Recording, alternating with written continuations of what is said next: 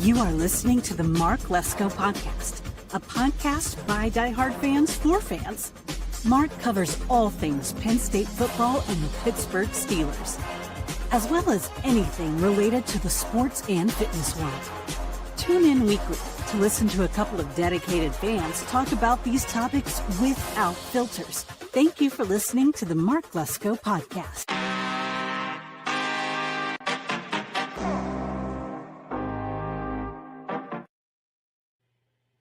What's up, Yenzers? Welcome to the Mark Lesko Podcast. I'm your host, J-Rod, and this is Black and Gold Mondays.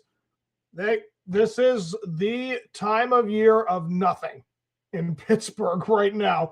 We have no hockey because of the break and the Olympics. We have no Pirates yet because pitchers and catchers haven't reported yet, and the Steelers are now in the offseason because the Super Bowl was over. So we're officially in kind of the dead zone of the seasons of the year for all Pittsburgh sports. But that doesn't stop me from bringing up how things have gone for these teams so far. So let's just jump right into it, guys. Let's start with these guys, the Pittsburgh Penguins. They're right now currently in the Olympics. They're on their break, and we're going to be back at the end of the month. And without further ado, let's take a look at what we have with the lineups or the records that we have seen so far this year. So we'll start in the Atlantic. I mean, seeing the Lightning be 37-14-4, 199 goals and 140 given up. That's a differential of 59 plus. That is insane. That's got to be up there with the Avalanche. They have a 5-game winning streak, went into their break strong. And the Canadians are kind of behind them. They're tied with the Red Wings right now for the second place spot in the Atlantic Division, and the Sabres are there at 70 points. Like, this is interesting to see that Boston is below Buffalo. I mean, I think this might be the best year Buffalo's had in how many years. So it's nice to see some surprises. And the Red Wings are too also making a push for it too. So we're seeing a lot of good things right now in hockey. But let's look at our Metropolitan Division, guys. The Carolina Hurricanes, they had a 3-game winning streak. Their last 10 games, 8-0-2, 36-15-6. They're 78 points, absolutely one of the better teams in hockey. And here we are being 70, 29-15-12. I'm very impressed with what I'm seeing from a team that is making a transition from, this. You got these guys coming in. You got these guys going out, the legends that they are, they're still producing. And again, I keep bringing that up because it is the best thing about this team. Seeing all these veterans who are 32, 35, almost 40 years old, still playing like they want a playoff. And they're doing everything they can to keep themselves in the conversation. They're doing great things in the Metropolitan, ending the stretch with 7-1-2. Yeah, this is a very interesting team for sure, guys. We got to give it to them. The most important thing right now, I think, with the team, not just with like watching the veterans do what they do, but seeing guys like Skinner and Shilos in goaltending, doing what they're doing. It's the most important part of being successful. I'm not just scoring goals, but defending and blocking and just having a great goaltender in the post. And they have done everything they can to keep themselves in games, and they're in a great situation right now. So can't really say much more about it, but knowing the Islanders are 32, 21-5 right behind them, they're a pretty impressive bunch. And yeah, the Blue Jackets, they do what they do. They kind of are in there, but they're not the biggest threat. But yet, look at this. They have won 7 in a row. So they're definitely looking like they want to do something, and they still have the second half of the season to figure that out. But when you look at the 12 for the OTLs with the Penguins, like, that's right there the more telling thing. Like, if you had just had won half your shootouts, you would definitely be in the conversation with the Hurricanes and being one of the best teams in the Eastern Conference. So it's right now showing the one thing you need to get over or figure out is how to win shootouts. If there's anything that you can do during the break to figure that out, that right there will say that this is a very dangerous team. They are competitive, and they're going to try to make the playoffs and make some noise for Sid and Gino and company to do something spectacular. So I can't really say more about it. But the bottom line is, ending with the Penguins, guys, I very much appreciate what, again, like veterans leadership has given this whole entire team this season. I mean, it could have gone the other way completely. They really could have. I mean, with a new coach and all these different adjustments you have to make with that. And again, making that big transition with the draft and what you're going to have to replace with guys like Sydney and those guys at some point. It doesn't have to be tomorrow because, again, they're still being a competitive team. I don't know what more to say, guys. It's wonderful to see a team like Pittsburgh do the best they possibly can and insert like the next generation to make these guys competitive and to have the traditions still be there. Like we have been a very, very good team in the NHL for the last 20 years. So the fact that a team like Pittsburgh is finding ways to keep themselves relevant, trying to move forward and to provide, the next generation with something to look forward to. I'm very impressed with what I've seen so far from this team. So here's to the second half, and hopefully it's just as good and entertaining as it has been this season. So let's move on, guys, to the next subject, which is the Pittsburgh Pirates. Guys, we are just less than a week away from pitchers and catchers reporting. We're going to have spring training soon. Baseball is almost back, guys. The Super Bowl has ended yesterday, which means baseball is almost here.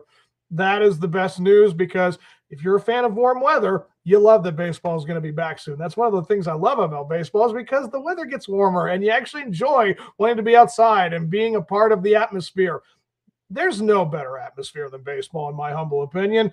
I mean, yeah, being in a stadium with a bunch of people in a surrounding like football or hockey, it is palpable. You can hear the noise all over the place, but there's just something about knowing that it kind of separates like that. And, you see that landscape and you see that skyline. And I mean, guys, everyone knows who's been a Pittsburgh Pirate fan that it's just as pretty as a painting. It's like one of the greatest atmospheres in all of MLB. It's awesome to know that the Pittsburgh Pirates are going to be back soon. And listen, this will be my first full season, guys, covering the Pirates for the Mark Lesko podcast. And boy, what a year I have chosen for that. I know I started in June last year and we had a lot of shakeups, but let me just break this down. Look at what we had for last year's lineup. Let's take a look at the 2025 Pittsburgh Pirate lineup. Look at this, guys. Paul Skeens was our opening day pitcher. Joey Bart was our catcher. Andy freaking Rodriguez was our first baseman. Nick Gonzalez was our second baseman. Our third baseman was Brian Hayes. Shortstop, IKF. Left field, Tommy Pham. Center field, O'Neal Cruz. Right field, Brian Reynolds. And DH was McCutchen. Ugh. It does break my heart to know that this potentially is it for him. To know that the signing of Ozuna, I just did my Pirates Central break, knowing that Marcell Ozuna is going to be on the team, pretty much solidifies that McCutchen is not going to be signed back for his final year. I mean, it is a bittersweet thing, knowing that the guy's 39, turning 40, and no one, I don't care if the guy was the greatest thing on the face of the earth. No one should ever want someone of that age trying to be a part of something that athletic and competitive. And I know the guy can still do it. I mean, I don't want to say that anyone who gets older cannot still have the chance, if you can stay in shape, to not have an opportunity. But it should have happened for him these last several years. When Paul Skeens was announced in 2024 and Andrew McCutchen was on our lineup, why in the world were we not pushing for it then? Why weren't we trying to be the most competitive team when he had a chance to still play and still be on the roster? It's just so darn unfortunate that we potentially could not have McCutchen back to give him a send-off, to give him that well-deserved send-off. The man has bled black and gold his whole career practically. I mean, he's 80% of it. I mean, we traded him away to the Giants, and then halfway through that season, he went to the Yankees to make a push, for the playoffs, and he was in the postseason, and I think it was the first round they were out, and then he moved on to the Phillies, had a great contract, I think 3 years of $40 million, something like that. It was like, that's awesome to see McCutchen get a big payday for him. And I think he had more injuries than he did playtime in Philadelphia. That's unfortunate, but he did have some good moments. I do remember hearing about it from my cousins, and they said thank you when he was healthy. When he wasn't, it's like didn't contribute, but and then he moved on to the Brewers. I mean, when he was named to the Brewers team, I could not believe that. But it is what it is, and then we got him back in 2023. We've had him for these last 3 seasons. The seeing him on the field again for the Buccos just brings all that nostalgia back. But guys, we are now facing one of the more unfortunate situations because, we want to try to win a championship. We want to try to push for the playoffs. And they just did not think he was a part of that. It's unfortunate. I'm just praying and hoping that maybe they give him like a dugout, maybe put him in the, bench, like, have him as a bench player. I understand, they want to have as many roster options as possible. So here's only hoping. But the potential for a lineup, like if we bring this in here, see here.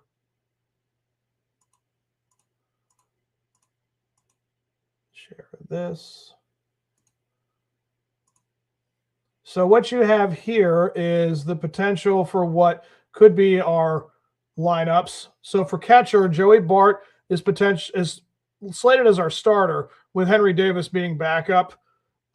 They say first base is only for Spencer, but I'm going to think they're going to try to platoon O'Hearn as much as they want to do outfield for him. O'Hearn's either going to be outfield or first base. That's the truth. And Spencer Horwitz is a first baseman, and he was great there last year. So I don't see any reason why that would be any different.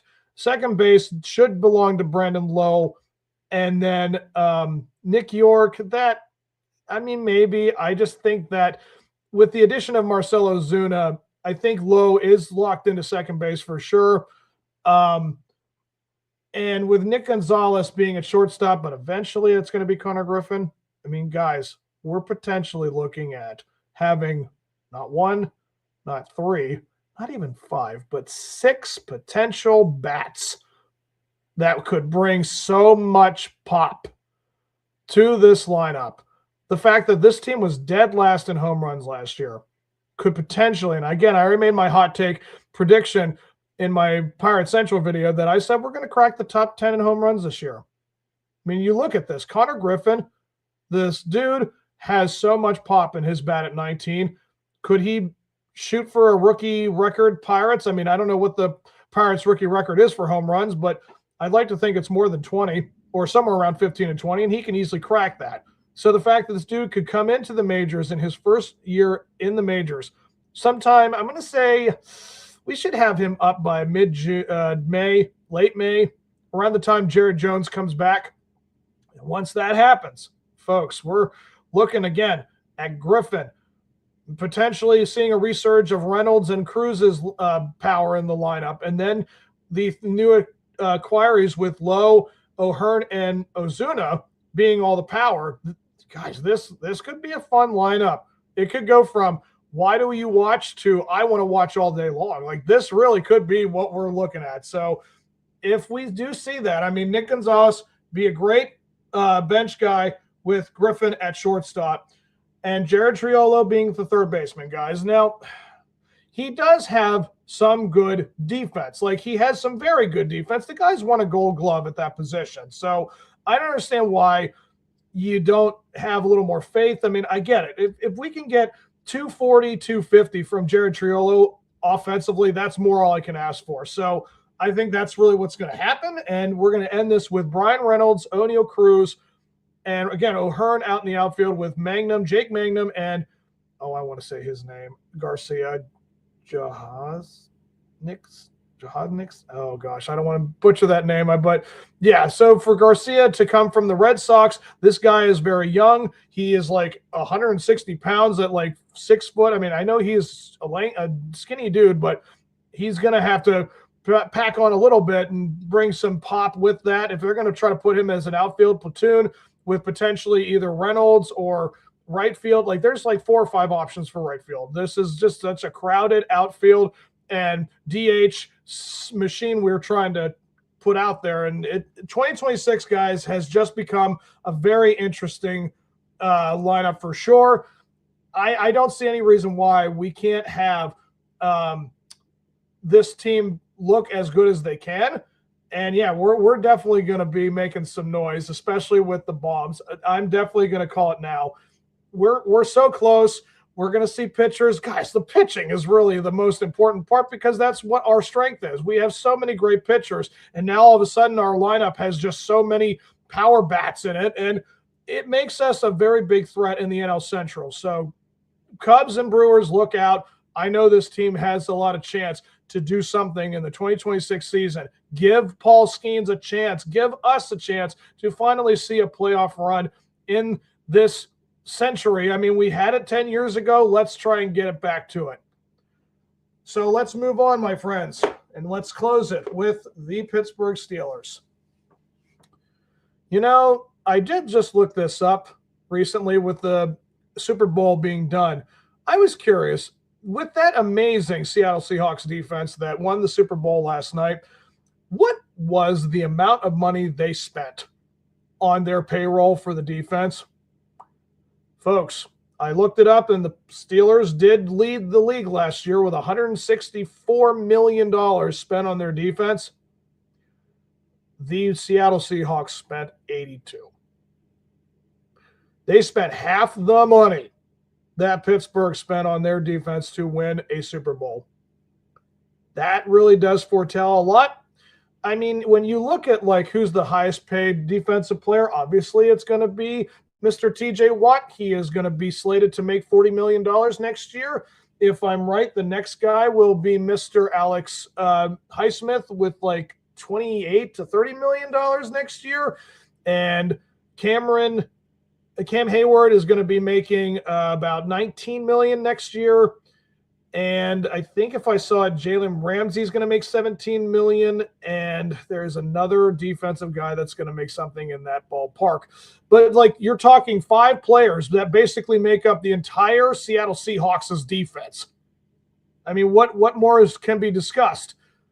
This really does need to be addressed in the offseason as to what we can do to improve the offense's payroll. That's really what it all comes down to. We have talked about how amazing this team has been with their defense and how much they spend on defense. And then the offense kind of suffers in the process because we never focus on that side because we didn't have a guy who cared about that side. I'm not saying Mike Tomlin is a terrible human being, but when it came to the offense, he definitely had more interest than one side. And now that we have a guy who's in there, Mike McCarthy, going to try to do everything he can to make the offensive side work, click, really ready for next season. I'm hoping that is the case because, I mean, listen, we're talking about since Killer Bees, have we not seen that the offense put up numbers like they should against the NFL that does that? We are living in an NFL where the offense needs to know how to score around 25, 30 points a game. As much as you can win games with it being held by 15, 20 points on your defense. What did the Seattle Seahawks? They ended with 17, 18 points all season long that they averaged giving up. That's an insane number. I don't think it is as good as the Steel Curtain, but they definitely had Legion of Boom beat. And they are definitely one of the bigger powerhouses right now on defense. And with Mike McDonald being only 38 years old, this Seattle Seahawks team is all of a sudden going to look like the best team in the NFC West for quite some time. And if Sam Darnold keeps it up, they're definitely going to be a team you have to watch in the NFL. And I would like to think that the Steelers could find their identity with that because it's a coincidence that Sam Darnold is around that age. He is now 30. Mason Rudolph is around that age, 30 years old, with an offensive-minded coach. I'm not saying that, Will Howard can't have a shot, but could we very much start the next process by using Mason Rudolph as our starting quarterback to push Will Howard maybe into the next franchise quarterback? We don't know, guys. I mean, could we still go out and get Malik Willis? That would be a great option too. But we're trying to make an identity known that we want both sides of the ball to be effective. I feel like that's really what needs to be addressed. We know that our defense is paid well. We know our defense has good numbers, but our offense has struggled a lot these last several years. And it's because we need to have a guy in there like Mike McCarthy, and his coaching staff is like doubled in size than what Mike Tomlin had in his coaching staff. So having the extra coaching staff is going to make sure that everybody's positions are ready to go, and they're going to start to look for the mini camps to start a couple months from now. I feel like this team could stay around 10, 11 wins next year, but for the time being, our focus should really be going into the draft, knowing what they need to look at, WR2, making sure our wide receiving room is as crowded as possible. We need to make sure that whoever is going to be throwing the ball has a lot of options to throw to. And if I'm going to make a bold statement, I think the kid's name is Lemon. I think that's the player. I think that's the USC player. I don't know what college you went to, but I'm hearing a lot of names thrown out, and like a guy like Lemon who could very well be an option we could jump up and go and get. Like we could trade up to go and get this kid. And the trade or the free agency, there's plenty of names that you can go and get. I mean, I think, who is the one guy that's available? Devontae Adams. I mean, could he very well be a Steeler next year? That's not the worst option. I think we could very well welcome a guy like him to come into that. And also, again, with these rookie options. Now, can Austin and Wilson or Roman Wilson finally have a chance to do something? I don't know. I feel like they could very well be trade pieces for a team that if we want to try to go and get a guy that would solidify the offensive line outside of Isaac Seumalo. They need to start thinking about things like that. We need to start thinking about who's going to be Cam Hayward's replacement, who could potentially, fit on the line with Peyton Wilson or potentially replace Patrick Queen. I don't know what their agenda is trying to answer these questions with a guy like Patrick Queen, because he had a good year. He didn't have a great year, but there's a lot of questions like, can we replace these players? Like, and again, Jalen Ramsey, do we want to spend $17 million on a 32, 33-year-old cornerback? Could we find the next solution there? Like, there's a lot of questions with the draft. I personally think the order of urgency or what we need to focus on is, number one, a wide receiver. Number two, quarterback. Yeah. Could we be looking at that? I don't know. I don't think this draft class with the quarterbacks is what you look for. I think that's why they're trying to push for Aaron Rodgers to come back for another season. And again, if Mason Rudolph or Will Howard isn't the answer, I would like to see, regardless of how old he is, he looked great. That's really what people need to remember. Aaron Rodgers looked as healthy and as agile as he could have looked for a guy 42, 43, turning 43. So in the end, this whole season really does depend on, can we get this started for the next stage? Like we're kind of where the Penguins need to be, or where they're at right now. The Steelers need to have that attitude of like, well, we're making the transition, but we need to get the best out of what we have right now to make the transition as successful as it is. So as far as the Steelers go for their offseason and the draft coming up, yes, wide receiver, potentially quarterback. I would like to think the very next thing I would focus on is defensive line, potentially cornerback, and then offensive line. They've been doing a lot of offensive line stuff these last several seasons. And, could Dylan Cook very well be the next thing we talk about after Broderick Jones? He definitely did not keep his job. He's lost it. And I don't know, could we have him back? We could have very well wasted a first-round pick on a guy like Jones when we could have easily went for somebody like Malik Willis or someone like that in that draft class. But the whole agenda right now is going to be making that Mike McCarthy could very well be here for the next 5 to 7 years easily. And we're trying our darndest to stay relevant with the players that we have. And we're trying to give guys like Cam Hayward and TJ one last chance to really go for their rings, because after this season, guys, it's definitely not what you want for their situation. Because again, they're at the back ends of their career.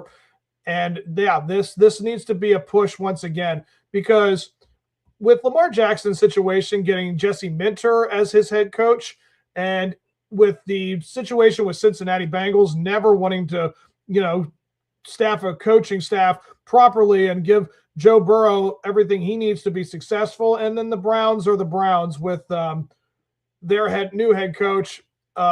It's just the Munkin. It's just unbelievable what they are constantly putting themselves in. And yeah, so we have a chance to really solidify the AFC North for sure with the offseason. So a lot to talk about, a lot that's still coming up. I'm going to wrap it up, guys.